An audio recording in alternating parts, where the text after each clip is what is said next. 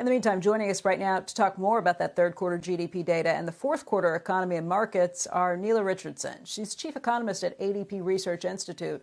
Also, Andrew Sliman, who's managing director and senior portfolio manager at Morgan Stanley Investment Management. Neela, let's start with you. Just the idea that this number is better than anticipated. What do you attribute that to? Well, despite the drama and the timing of the release, it's what we expected, a little bit higher. But, this recession caused by the pandemic is the deepest we've ever seen. But all have agreed that it might be the shortest in duration. And one of the reasons why is consumer spending.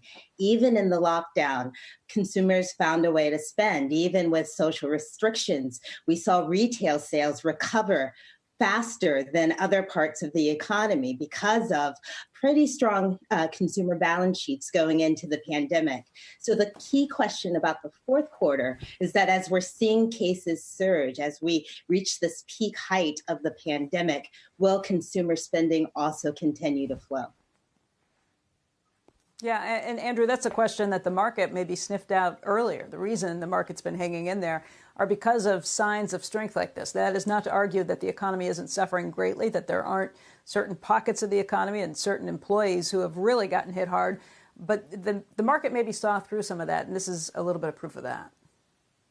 Yeah, what I find fascinating is the market is up off the low about equal to how it was off the low in 2009, about 65%, which is a lot off the low.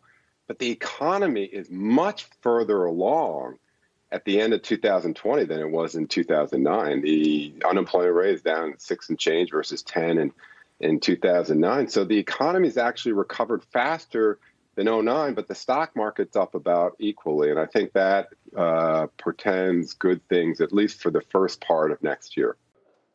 Shepard Smith here. Thanks for watching CNBC on YouTube.